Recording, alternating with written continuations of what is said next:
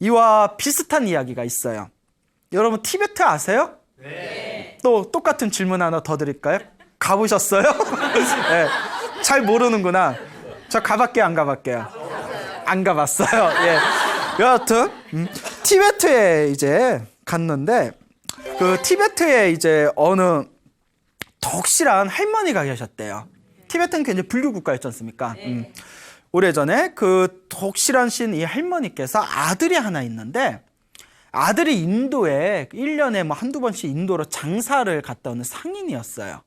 그 아들한테 덕실한 불자니까 이 할머니가 이 어머님이 아들한테 아들아 부처님의 고향 부처님의 나라인 인도 땅에 가면 뭔가 좀 부처님과 관계에 대한 상징적인 무슨 기념품 좀 하나 좀 가져오거라 신신당부를 합니다.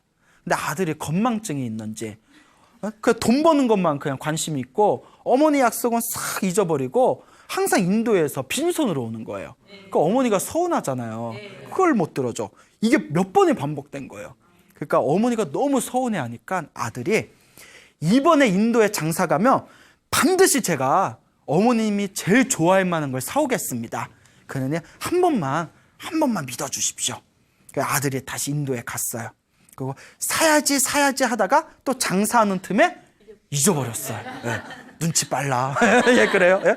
자, 그래서 이제 잊어먹고 이제 다 티베트 국경에 들어오는데 아이고 어머니 선물을 또 놓쳤네. 어떻게 해요? 그 어머니가 서운해하고 섭섭해하는 그 얼굴 표정이 눈앞에 그려지는 거예요. 아이고 이거 어떡하냐 진짜 이번에 진짜 큰일이다.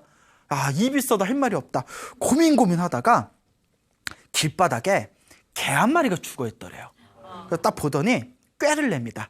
어머니 마음을 편안하게 해드리는 게 중요하지. 그 가서 죽어있는 개 이빨을 하나 뽑아냅니다. 예? 작은 이빨 하나를 이렇게 뽑아냈대요.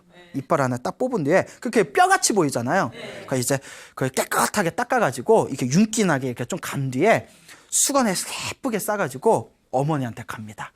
어머니 저 왔습니다. 그래 아들아 선물 좀 사왔니? 다 그걸 보여주면서 어머니 부처님의 살입니다 이러는 거예요. 세상에 개 이빨을 부처님 살이라고. 참 살다 별일이 다 했어요. 그 어머니 지금의 인터넷도 있고 TV도 있고 예? 그 옛날 사람들 뭘 알아요. 산속에서 시골에서만 사니까 어머니가 보더니 긴가민가 하지만 예? 아들이 인도에서 가져온 부처님 살이라니까 그냥 이렇게 귀한 걸 어떻게 그거 딱 받아보시더니 근데 내가 상상한 거 그건 좀 틀리다 야 이러면서 어쨌거나 이제 부처님 살이니까 그러니까 아들이 아이고 그거 불경스럽게 그렇게 분별심을 일으키면 되냐고 그러니까 맞거든요. 아이고 그래 내가 부처님 살이 이 귀한 걸 가지고 내가 분별심을 일으켰구나. 그리고 아주 영롱하고 예쁜 유리곽에다가 그 개이빨 부처님 살이라고 딱 놓고 불단을 딱 모셔놓고 거기서 막 절을 올리고 기도를 하는 거예요. 우리 아들 내가 정말 아들 하나는 잘 뒀다. 어쩜 이렇게 이 귀한 부처님 사리를 모셔왔을까. 그거 지극정성으로 기도를 하는데 이 소문이 퍼지니까 주변에 부처님 사리를 참배하려고 수많은 사람들이 오는 거예요. 이거 부처님 사리 가져왔다는데 진짜냐고. 진짜라고 보여달라고 할까. 이거 아무나 안 보여주는데 멀리서 왔으니까 보여달라고. 그리고 보여주면 다들 긴가 이거 부처님 살이 진짜 맞냐고 하면 부처님 살이를 앞에 두고 그렇게 분별심을 일으키면 되냐고. 내가 잘못했다고 하고 막 절을 올리고 가는 거예요. 사람들이 다들 긴가 민가 싶겠죠. 그 어떡합니까? 그 어머님은 그냥 지극정성 믿고 열심히 기도를 하는데 아들이 찔려요 안 찔려요? 찔리는데 어머님이 저 정도일 줄은 몰랐던 거예요. 그런데 어머님이 저렇게 행복해하면 됐지 마음이 중요하지 하고 넘어갔대요. 그렇게 몇 년이 지났는데 아들이 밤에 잠을 자고 있는데 갑자기 옆방에서 어머니 방에 있는 게 뭐 화나더래요. 그러니까 불이 났더래요. 깜짝 놀라서 어머님 하고 물동이를 들고 딱 어머니 방 안에 들어가고 불이 막 난 줄 알고 딱 갔더니 불이 아니라 불단에서 방광 빛이 뿜어져 나오더래요. 이게 웬 빛인가? 눈을 뜨기도 힘들 만큼 웬 빛인가 해서 봤더니 어머니 이게 어떻게 된 겁니까? 했더니 막 어머니가 눈물을 흘리면서 막 환희가 가득한 기쁨의 얼굴을 지으면서 아들아 정말 고맙다. 네가 가져온 부처님 사리가 너무나 영험이 있어서 기도를 올렸더니 갑자기 빛이 나온다고, 방광을 한다고. 그래서 나온 속담이, 예? 그래서 나온 티베트의 속담이 신심, 믿음만 있으면 개 이빨도 방광을 한다라는 속담이 그래서 생겼다고 합니다. 무슨 말인지 알겠죠? 그러니까 그게 개 이빨이에요. 근데 어머니 눈에는 뭘로 보였어요? 그 부처님 사리로 100% 믿은 거예요. 그리고 부처님 사리다 믿고 열심히 기도하니까 개 이빨에서 뭐가 나왔다? 빛이 나온 거예요. 방광을 한 거예요. 그래, 참 이것을 우리가 이 이야기를 단순히 정말? 뭐 이렇게 의심할 게 아니라 그만큼 인간의 마음의 힘이라는 게 이와 같이 오묘하구나 라는 것을 스스로 한번 되새겨보는 성찰의 이야기로 삼아야 할 것입니다. 이와 비슷한 얘기가 일본에도 있습니다. 그리고 요 인간의 믿음에 대한 부분에 굉장히 공통된 이야기가 세계 각지에 있는 것 같아요. 옛날에 일본에 아주 가난한 집에 딸이 있었대요. 이 가난한 집의 어린 딸이 먹고 살기 힘드니까 부잣집에 식모로 가게 됩니다. 식모로 가게 되니까 그 가난한 집 딸의 어머니가 너무 가슴이 아픈 거예요. 우리가 전생의 업장이 두꺼워서 이렇게 가난하게 태어나서 우리 귀한 딸을 식모로 보내게 됐구나. 내가 해줄 건 없고 하면서 그 종이에다가, 깨끗한 종이에다가 나무 관세음보살이라고 써놓고 그걸 이렇게 주머니에다 이렇게 놓은 뒤에 그걸 딸의 옷 안에다가 아주 촘촘하게 이렇게 바느질을 해서 달아줬대요. 그러면서 딸아, 네 안에는, 그러니까 그 주머니를 뜻하는 거겠죠? 네 안에는 관세음보살님이 함께 계신다. 그러니 혹시 식모살이라면서 힘들고 고향이 그리울 때, 엄마가 보고플 때 관세음보살을 열심히 불러라. 관세음보살을 지극한 마음으로 부르면 너의 삶이 편안해지고 귀하게 될 것이다 라고 신신당부를 합니다. 근데 애들의 마음이 얼마나 순수해요. 식모로 간 뒤에도 이 어린 소녀가 열심히 관세음보살을 외웠대요. 맞아, 어머니가 얘기하셨지? 내 가슴 안에는 관세음보살, 내 안에 너 있다, 뭐 이러듯이. 네? 내 안에 관세음보살이 있으니까 열심히 부르자. 관세음보살 부르는데 거기에 다른 식모 하녀들이 10여 명이 있었대요. 10여 명이 있었는데 굉장히 큰 부잣집이었나 봐요. 10명의 이제 하녀들을 두고 사는. 그러니까 걔네들이 이제 새로운 이제 신참이라고 텃세를 부르는 거예요. 예? 그 텃세, 어디에 가도 텃세가 있죠. 네. 그 막 텃세를 부르면서 막 약 올리고 험하고 굳은 일 시키고 막 왕따 시키고. 근데 이 딸이 너무 착한 거예요. 이 소녀가 그냥 굳은 일 하라는 대로 다 하면서 항상 입으로 관세음보살 항상 외우는 겁니다. 그런데 사람이 하라는 대로 또 다 해주면 사람이 또 바보로 취급해요. 그렇죠? 그러니까 그렇다고 또 화를 벌컥 낼 수도 없고. 그래서 이제 하라는 대로 다 해주니까 더 바보라 생각하고 자꾸 굳은 일을 시키는 겁니다. 근데 이제 이 딸이 내 아는 관세음보살님과 함께 하니까 관세음보살님이 도와주실 거야. 참 착하죠?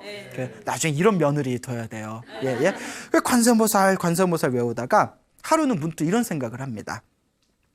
내가 맨날 화장실 가서 더러운 화장실 청소하고 온갖 굳은 일하고 그 때국물 몸에 묻혀가면서 일하는데 관세음보살을 이렇게 품에 품고 내가 이렇게 청소를 하고 더러운 일을 하면 관세음보살님한테 누가 된다. 그러니 이걸 따로 모시자라고 생각이 들어서 관세음보살을 이렇게 옷깃에다 묶어놓은 걸 실밥을 뜯어가지고 그 주머니를 그 기둥 있죠. 복도에 기둥에 갈라진 나무 틈에다 거기 쏙 집어넣습니다. 거기가 관세음보살님이 계시는 불단이다 여기고 밤마다 피곤한 와중에도 밤마다 항상 일을 다 마친 뒤에 잠자기 전에 그 복도에 있는 그 나무 기둥에 가서 거기서 절을 올리면서 관세음보살 불렀대요. 그러니까 다른 하녀들이 쟤 피곤해 죽겠는데 잠은 안 자고 어디 가지 해서 봤더니 복도에 있는 나무 기둥에서 기도하면서 관세음보살 부르니까 봐봐 쟤 진짜 바보야 막 이러는 거예요. 바보 맞잖아. 이렇게 본 뒤에 이제 애들이 이제 장난을 치려고 어떻게 하냐면 몰래 그 기둥에서 그 관세음보살님이 적혀있는 그 주머니를 빼버리고 거기다 멸치대가리 집어넣었대요. 멸치대가리를 쏙 집어넣습니다. 예? 이런 멸치대가리 같은 일 있나? 예? 그 멸치대가리를 집어넣으니까 그 딸이, 그 소녀가 그 안에 이제 멸치대가리가 있는지도 모르고 또 가서 막 기도하는 거예요. 네? 관세음보살님, 관세음보살님, 멸치대가리 앞에서. 그러니까 다른 하녀들은 막 킥킥거리면서 바보, 바보, 바 이러면서. 그래서 몇 날 며칠을 그렇게 막 이렇게 자기네 낄낄대다가 이제 슬슬 재미가 없는 거예요. 자, 이제 오늘 밝히자. 제가 깜짝 놀라고, 저 놀라는 얼굴을 우리가 좀 구경 좀 하자. 그래서 이제 밤에 또 기둥에 가서 열심히 이제 기도하고 있는데 그 소녀한테 가가지고 이 하녀들이 얼레리 꼴레리 이랬겠죠? 그 기둥에 보면 우리가 멸치대가리로 바꿔놨지롱, 멸치대가리로 바꿔놨지롱 이러면서 대가리로 바꿔놨지롱 이러는 거예요. 네? 그러니까 이제 깜짝 놀라서 이렇게 틈을 보니까 정말 멸치대가리가 꽂혀져 있는 거예요. 그러니까 얼마나 열받아요. 화나죠? 근데 착해. 착한 걸 떠나서 진짜 바보일 수도 있어. 뭐라고 하냐면 너희들이 참으로 못된 장난을 했구나. 하지만 이 안에 관세음보살이 있든 멸치대가리로 바꿔놨든 나는 관세음보살이 있다고 믿고 있으니 그걸로 충분한 거다. 나는 관세음보살님이 계시다고 믿고 나는 기도하면 그만이다. 나는 너희들 말에 신경 쓰지 않겠다. 너희들은 어서 가서 잠이나 자거라 하면서 그 앞에서 계속 기도를 하는 거예요. 대단하죠? 기도를 하니까 애들이 바보 하고 막 놀리고 있는 틈에 갑자기 나무의 틈 멸치대가리에서 빛이 뿜어져 나오더래.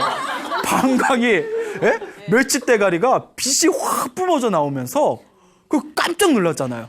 그러면서 멸치대가리에서 빛이 뿜어져 나오면 거기에 관세음보살 모습이 싹 보이더래요.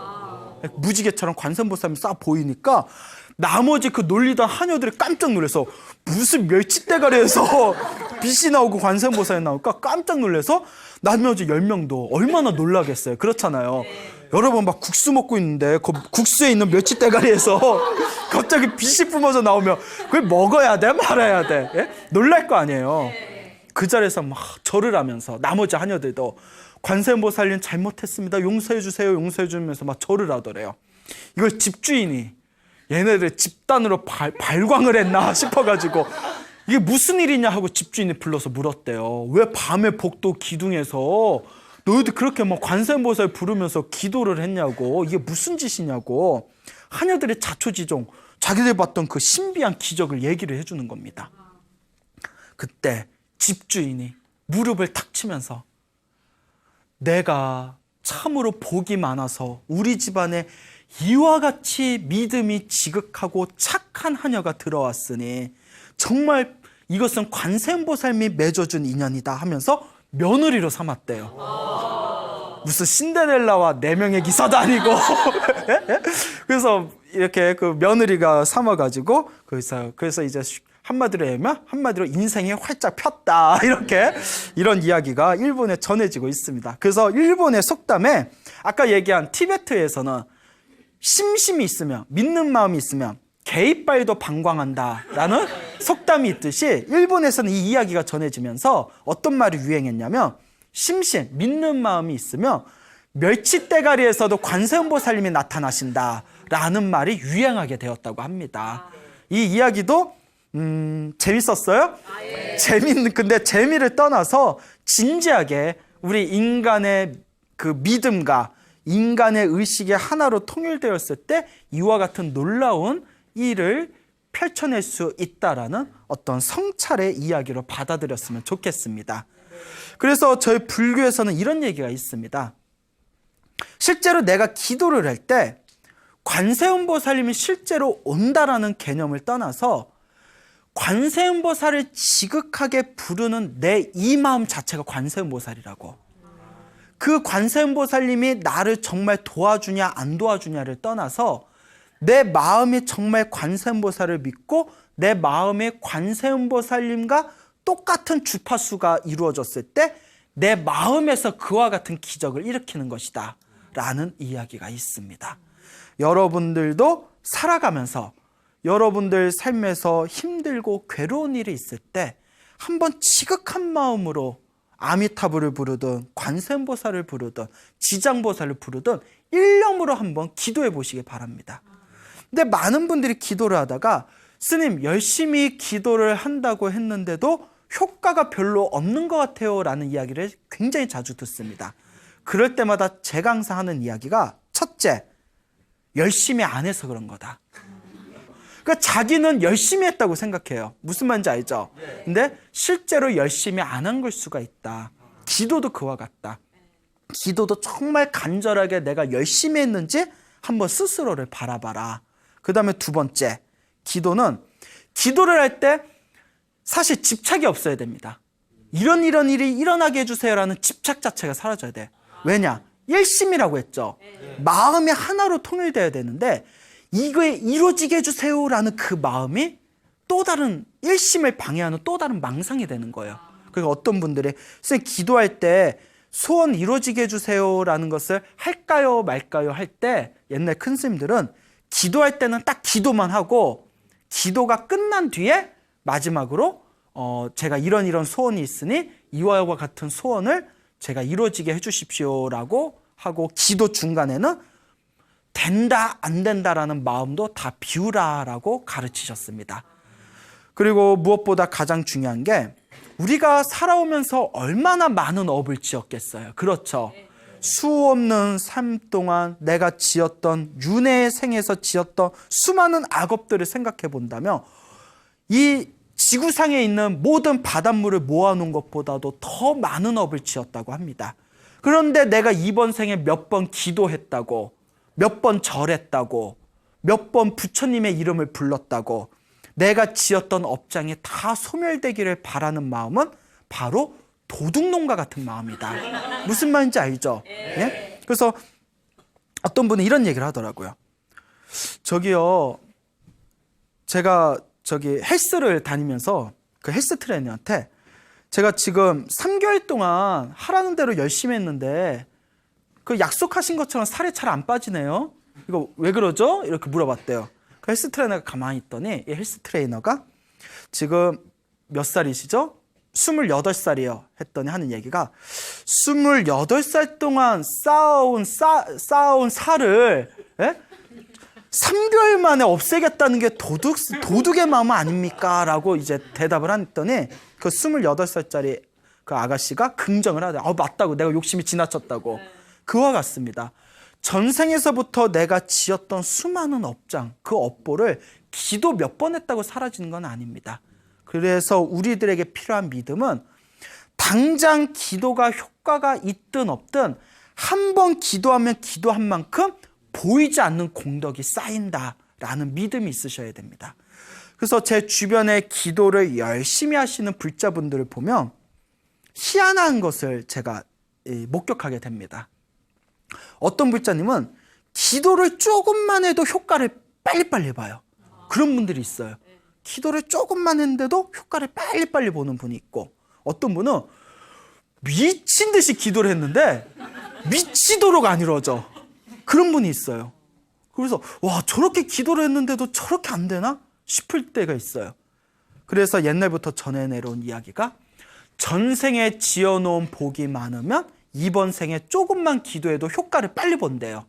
근데 전생에 지어놓은 복이 지질나게도 없는 사람은 아무리 기도를 해도 효과를 쉽게 본다, 쉽게 못 본다. 그렇죠. 그러니까 스님, 제가 이렇게 기도를 열심히 했는데도 제가 바라는 그런 업장 소멸이나 제가 원하는 소원이 잘 안 이루어지는 것 같습니다 라는 분들일수록 냉정하게 아이고, 내가 전생에 지어놓은 복이 없으니 이번 생이라도 닦아야지 하는 마음으로 더 열심히 해야 돼요. 아시겠습니까? 이게 참 중요합니다.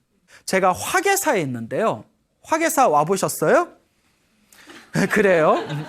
이 화계사가 절이 참 좋아요. 화계사가 굉장히 기운이 좋은 절인데, 화계사가 본격적으로 유명해지게 된 게 현대 숭상 큰 스님이라고 계세요. 들어보셨어요? 예, 이 숭상 큰 스님, 살아계실 때는 세계 그 수많은 큰 스님들 사이에서도 최고의 스님으로 손꼽혔던 분이 숭상 큰 스님이셨는데, 이 숭상 스님의 스승님이 고봉 스님이세요. 고봉이라는 큰 스님이 계셨는데, 이 스님의 얽힌 또 재미난 이야기가 있습니다. 이 고봉 스님께서 출가를 하셔서 오로지 참선만 하셨대요. 오로지 이렇게 벽을 보고 참선만 하시다 보니까 뭐 목탁 두들기고 요령 흔들고 염불하는 법을 전혀 모르셨대요. 그냥 오로지 마음 찾는 이 참선법만 닦으셨는데, 하루는 이 암자에서 이제 혼자 이렇게 수행을 하고 계셨답니다. 수행을 하시는데 어느 아낙네가 찾아왔대요. 아낙네가 다 찾아오더니 스님, 제가 자식이 없습니다. 계속 자식을 못 낳고 있는데 그 생남불공, 아들 낳는 생남불공 좀 올려주십시오라고 부탁을 하더래요. 불공 좀 올려주십시오. 아이 좀 낳게. 그 스님이 아무것도 모르거든요. 나는 의식, 염불도 그런 거 잘 못하니까 다른 절 스님을 찾아가 보십시오라고 얘기를 했답니다. 그러니까 그 아낙네가 스님 이 근처에 절이 또 어디 있겠습니까? 그냥 가까우니까 제가 이것저것 불공에 올릴 그런 쌀이나 나물이나 올릴 테니까 좀 도와주십시오. 하도 간곡하게 부탁을 해서 그러면 몇월 며칠 오십시오라고 얘기를 해놓고 후회가 되시더래요. 내가 할 줄 아는 게 있어야지. 그 벽 보고 가만히 앉아 있다가 어쨌거나 그 아낙네가 이제 쌀하고 나물하고 낑낑거리고 가져와서 부처님한테 불공 올리게 쌀밥에 이제 나물에 다 준비를 했어요. 이제 불공을 올려야 되는데 이제 이 고봉스님께서 에라이 모르겠다 하고 그냥 자기 식대로 목탁을 두들기고 요령을 흔들고 그냥 짤랑짤랑 했대요. 예? 짤랑짤랑 흔들고 목탁도 두들기고 엄한 데서 목탁 두들기고. 근데 더 중요한 게 알고 있는 경전이 없더래요. 예? 하다못해 천수경이나 금강경이나 이런 거 외워놓은 게 없으니까 도대체 뭘 해줘야 될지 모르겠더래요. 예? 주문이라도 하나 외워줘야 되는데.